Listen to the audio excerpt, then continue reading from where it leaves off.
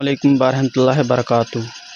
آج کا جو بیان ہے وہ قربانی کے متعلق بیان ہے، اور آج ہم جاننے والے ہیں کہ بقرہ عید کی قربانی کی فضیلتیں کیا کیا ہیں۔ آج ہم جاننے والے ہیں بیان سے مولانا شاکر نوری صاحب کے۔ بہت ہی پیارا بیان ہے، اس بیان کو لاسٹ تک ضرور سنیں اور اس پر عمل ضرور کریں تاکہ ہمیں بھی پتہ چل سکے کہ قربانی کے کیا کیا فائدے ہیں اور کیا فضیلت ہیں۔ آئیے شروع کرتے ہیں بیان مولانا شاکر نوری صاحب کا۔ پھر اب قربانی کو دیکھیں تو جب ہر امت کے اندر پروردگار نے قربانی رکھی تو ہر امت کے لیے قربانی کا معاملہ کیسا رہا، تو ہم سب سے پہلی قربانی کو سمجھنے کی کوشش کریں کہ اس وقت قربانی کا تصور کیا تھا اور قربانی کا انداز کیا تھا۔ چونکہ قربانی کے حوالے سے گفتگو کرنے سے پہلے کے جتنے اجتماعات ہوئے ہیں اس میں ایمان باللہ سے متعلق میں نے بہت ساری باتیں آپ کے سامنے عرض کی ہیں، اور آخری گفتگو جو میری ہوئی تھی وہ رحمان الرحیم سے متعلق ہوئی تھی، اللہ کی رحمت سے متعلق۔ تو آج بھی گفتگو میں تھوڑے سے اس پہلو کی طرف بھی ہم چلتے ہیں۔ اب آپ دیکھیے کہ پہلے کی امت پر جو قربانی تھی اس قربانی کا طریقہ کیا تھا۔ یقیناً ہر امت کے لیے جانور ذبح کرنا یہ قربانی تھی، اور اس جانور پر اللہ کا نام لے کر کے جانور ذبح کرنا۔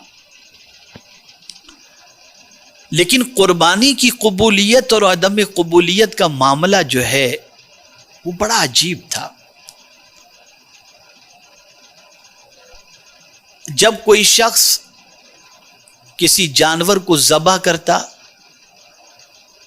اور پھر وہ یہ جاننے کی کوشش کرتا کہ یہ قربانی میری اللہ کی بارگاہ میں قبول ہوئی یا نہیں، تو اس کا طریقہ یہ تھا کہ وہ قربانی کے جانور کے گوشت کو ایک جگہ رکھ دیتا، آسمان سے ایک سفید آگ آتی بغیر دھوئیں والی، سفید آگ بغیر دھوئیں والی آتی، اور اگر وہ اسے جلا دیتی گوشت کو تو گویا اس کی قربانی قبول ہو گئی، اور اگر نہ جلاتی تو اللہ کی بارگاہ میں اس کی قربانی قبول نہیں ہوئی۔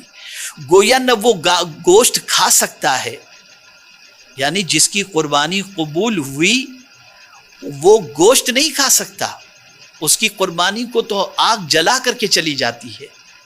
لیکن اے میرے کریم تیری عظمتوں پر قربان کہ اس امت پر کتنا کرم فرمایا کہ قربانی کرنے والا قربانی کا گوشت بھی کھائے، اور کوئی جلانے والی آگ بھی آسمان سے آ کر یہ واضح نہیں کرتی کہ بندے تیری قربانی قبول ہوئی یا نہیں ہوئی۔ بس میرے کریم نے کرم فرمایا، یہاں بھی اس نے پردہ رکھا ہے، اور اس کی ذات سے امید ہے کہ قیامت میں بھی وہ پردہ رکھے گا۔ تو اب آپ دیکھیں قربانی کی عدم قبولیت کے حوالے سے کوئی کسی پر چارج نہیں کر سکتا کہ تیری قربانی قبول نہیں ہوئی، کوئی علامت ایسی سامنے موجود نہیں ہے۔ اور پھر جانور ذبح بھی کرتا ہے انسان، اور اس ذبح کیے ہوئے جانور کو خود بھی کھاتا ہے اور غریبوں میں تقسیم بھی کرتا ہے۔ تو یہ خاص کرم ہے اللہ عز و جل کا اس کے پیارے حبیب صلی اللہ علیہ وسلم کی امت پر۔ اب آقا کریم صلی اللہ علیہ وسلم سے صحابہ کرام علیہم الرضوان نے سوال کیا، جس کا ٹائٹل ہم نے آج کے موضوع کے حوالے سے رکھا ہے کہ قربانی کیا ہے۔ یہ ٹائٹل در حقیقت صحابہ کا سوال جو تھا اسی سوال کو سامنے رکھ کر کہ صحابہ کرام علیہم الرضوان نے رسول رحمت صلی اللہ علیہ وسلم سے سوال کیا۔ حضرت زید ابن ارقم رضی اللہ تعالی عنہ سے روایت ہے کہ نبی کریم صلی اللہ علیہ وسلم کے اصحاب نے عرض کیا، یا رسول اللہ ما هذه العداحی صلی اللہ علیہ وسلم، قال سنت ابیکم ابراہیم علیہ السلام، قالوا فما لنا فیہا یا رسول اللہ صلی اللہ علیہ وسلم، قال بكل شعرة حسنة قالوا فالصوف یا رسول اللہ قال بكل شعرة من الصوف حسنة. مشکات کی یہ حدیث ہے. تو صحابہ کرام علیہم الرضوان نے حضور صلی اللہ علیہ وسلم سے عرض کیا یہ قربانیاں کیا ہیں؟ اب جواب حضور صلی اللہ علیہ وسلم کا سنیے. آقا کریم صلی اللہ علیہ وسلم نے جواب میں ارشاد فرمایا تمہارے باپ حضرت ابراہیم علیہ السلام کی سنت ہے. تو چونکہ صحابہ کرام علیہم الرضوان ہر عمل کے بارے میں یہ فکر رکھتے تھے کہ جو بھی کام کیا جائے اس کے ثواب کے بارے میں تو جانیں, ماشاءاللہ سبحان اللہ, اس کی غرض و غایت تو جانیں, فائدے کے بارے میں تو جانیں, تاکہ مزید دل جمعی کے ساتھ ثواب کی زیادتی پر اس عمل کو کرنے کی کوشش کریں. تو پھر صحابہ کرام علیہم الرضوان نے عرض کیا یا رسول اللہ صلی اللہ علیہ وسلم ہمارے لیے اس میں کیا ہے؟ یعنی یہ قربانی کرنے میں ہمارا فائدہ کیا ہے, کیا ہے ہمارے لیے؟ تو پیغمبر رحمت صلی اللہ علیہ وسلم نے فرمایا ہر بال کے برابر نیکی ہے. صحابہ نے عرض کیا یا رسول اللہ صلی اللہ علیہ وسلم بھیڑ کے بال؟ تو میرے آقا صلی اللہ علیہ وسلم نے فرمایا بھیڑ کے بال کے ہر سود کے برابر نیکی ہے. اب یہاں میں آپ کو تھوڑا سا سمجھاتا ہوا چلوں. کوشچن دیکھیے صحابہ کا. یہ صحابہ نے سوال نہیں پوچھا کہ قربانی کیا ہے, یہ سوال پوچھا قربانیاں کیا ہیں. تو رسول اعظم صلی اللہ علیہ وسلم نے ارشاد فرمایا سنت ابیکم ابراہیم علیہ السلام, یہ تمہارے باپ حضرت ابراہیم علیہ السلام کی سنت ہے. اس لیے کہ حضرت ابراہیم علیہ السلام کی ذات بابرکت کا اگر ان کی حیات طیبہ کا اگر مطالعہ کیا جائے تو ان کی پوری زندگی قربانی سے بھری ہوئی ہے. کوئی ایسی قربانی نہیں جو حضرت ابراہیم علیہ السلام نے نہ دی ہو. وطن کی قربانی, جان کی قربانی, مال کی قربانی, بے شک اولاد کی قربانی, خواہش کی قربانی, ارمانوں کی قربانی, ہر قسم کی قربانی حضرت ابراہیم علی نبینا علیہ السلام نے اللہ کی بارگاہ میں پیش کی. میرے پیارے آقا صلی اللہ تعالی علیہ وسلم کے پیارے دیوانوں, اور حضرت ابراہیم علیہ السلام کی سب سے عظیم قربانی جس کو پروردگار جل جلالہ نے بطور یادگار ہمیشہ کے لیے اس امت کے اوپر صاحب استطاعت پر واجب فرما دی گئی, جانتے ہیں وہ قربانی کون سی ہے؟ یہی جو جانور کو ذبح کیا جاتا ہے. اب پیغمبر رحمت صلی اللہ تعالی علیہ وسلم نے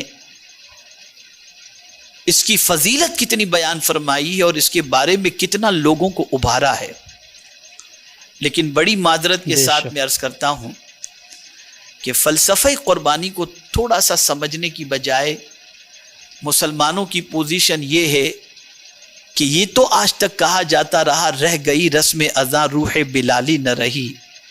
تو یہ صرف اذان کی بات نہیں ہے کہ اذان کے اندر ہی روح بلالی نہیں موجود, بلکہ ہر عمل کی روح نکل چکی ہے.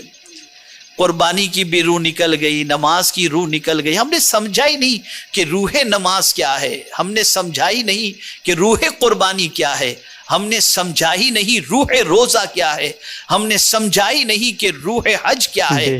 ہماری رسائی روح تک ہے ہی نہیں. ہم بالکل مادی فکر کے قائل بن کر کے صرف جسم کو پالنے میں لگے ہیں اور جسم کی خواہش کی تکمیل کے اندر لگے ہوئے ہیں.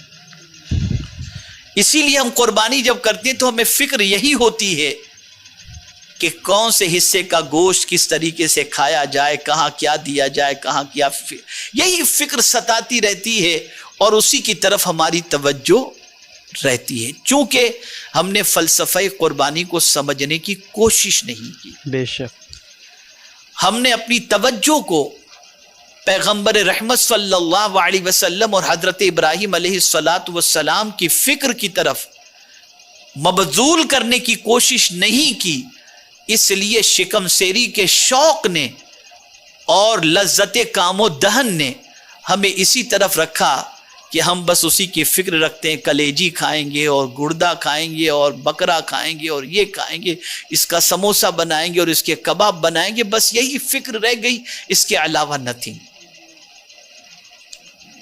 اب آئیے میں آپ کو تھوڑا سا سمجھاؤں تاکہ آپ سبحان اللہ قربانی کی اصل کو سمجھ سکیں اور مقصد کو۔ یہ سنت تو ابیکم فرمایا گیا، حضرت ابراہیم علیہ السلام کی سنت۔ میرے پیارے آقا صلی اللہ تعالی علیہ وسلم کے پیارے دیوانوں، ہر وہ چیز، توجہ چاہوں گا خاص طور پر، ہر وہ چیز جو انسان کو محبوب ہوتی ہے، حضرت ابراہیم علیہ السلام نے ہر محبوب چیز کو اپنے رب کے نام پہ قربان کر دیا ہے۔ یہ ہے قربان۔ جان انسان کو محبوب ہوتی ہے، قربان کرنے کے لیے تیار۔ مال انسان کو محبوب ہوتا ہے، قربان کرنے کے لیے تیار۔ بیوی انسان کو محبوب ہوتی ہے، بے آب و گیا وادی کے اندر چھوڑنے کے لیے تیار۔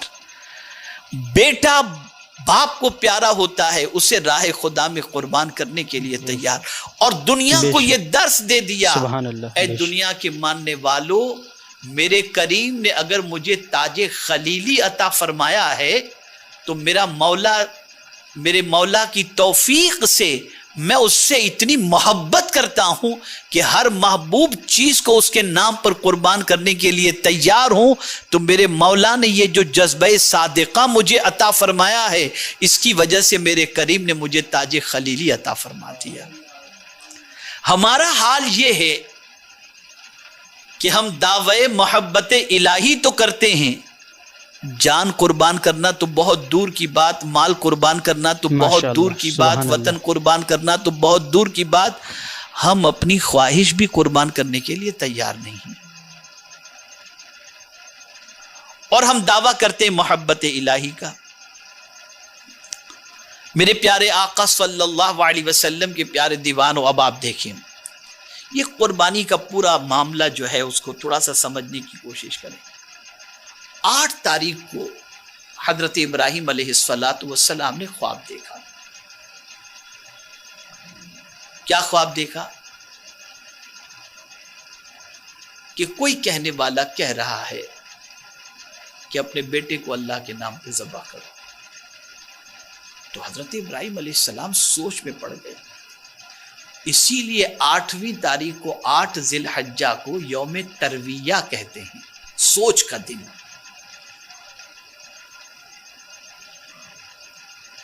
حضرت ابراہیم علیہ السلام 8 تاریخ کو سوچ میں پڑ گئے کہ یہ خواب میں اللہ کی طرف سے حکم ہے، واقعی میرے کریم نے یہ حکم فرمایا ہے۔ یہ سوچ رہے تھے، تو سوچ میں ایک دن گزر گیا۔ دوسرے دن پھر خواب آیا اور وہی حکم۔ بے شک، تو آپ پہچان گئے کہ سبحان اللہ، بے شک۔ اسی لیے اس دن کو یوم عرفہ کہتے ہیں، پہچاننے کا دن۔ پھر 10 تاریخ کو جب آپ نے خواب دیکھا تو پھر آپ نے عزم مصمم کر لیا کہ اب اپنے بیٹے کو اللہ کے نام پر ذبح کرنا ہے۔ اسی لیے اسے یوم النحر کہتے ہیں، قربانی کا دن کہتے ہیں، اسی لیے قربانی کا دن کہتے ہیں۔ بے شک۔ قرآن نے اس کو مینشن کیا، انی ارا فی المنام انی اذبحک فانظر ماذا تری۔ میرے پیارے آقا صلی اللہ علیہ وسلم کے پیارے دیوانوں، مفسرین فرماتے ہیں کہ جب حضرت ابراہیم علیہ السلام اپنے بیٹے کو خواب بیان کرتے ہیں اور بیٹے کو ذبح کے لیے تیار کرتے ہیں، تو اس وقت حضرت اسماعیل علیہ السلام کی عمر 9 سال کی تھی، کم و بیش۔ فلما بلغ معه السعی، یعنی اس عمر کو پہنچ چکے تھے حضرت اسماعیل علیہ السلام، جس میں باپ کا دست و بازو بن کے ساتھ دے سکے، دوڑ دھوپ کر سکے، یہ عمر کو پہنچ چکے تھے۔ میرے پیارے آقا صلی اللہ تعالی علیہ وسلم کے پیارے دیوانوں، اب حضرت اسماعیل علیہ السلام کو انہوں نے خواب سنایا، تو بیٹے کی عظمت پر قربان جائیے کہ بیٹا یہ نہیں کہتا کہ ابا خواب ہے، آپ کیسی بات کر رہے ہو، اللہ تعالیٰ نے آپ کو اس عمر کے اندر مجھ جیسا بیٹا عطا فرمایا اور آپ مجھے ذبح کرنے کی بات کر رہے ہو، آپ باپ ہیں یا کون، کیسی بات کر رہے ہیں؟ نہیں، نور نبوت حضرت اسماعیل کی پیشانی میں منتقل ہونا ہے۔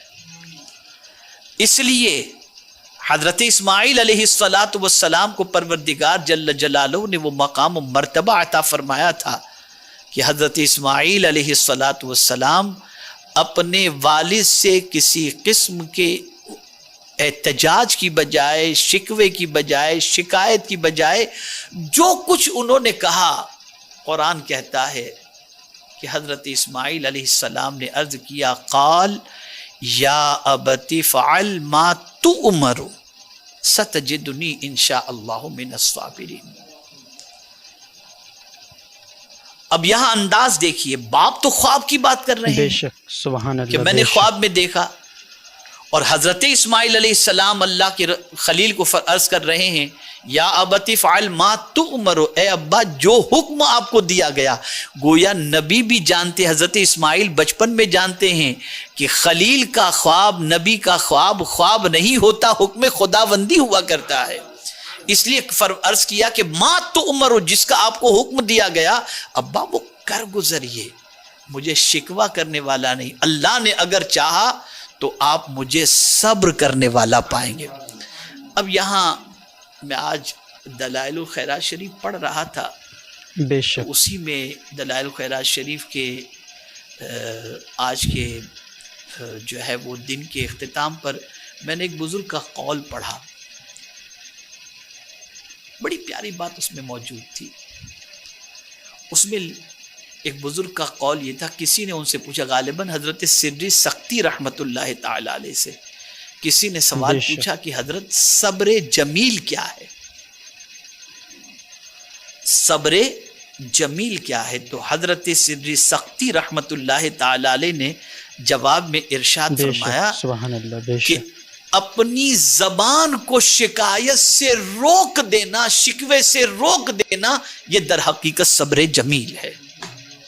کوئی شکایت نہیں، کوئی پوچھے کیسے ہو، الحمدللہ، چاہے 1000 تکلیف ہو لیکن زبان پر الحمدللہ۔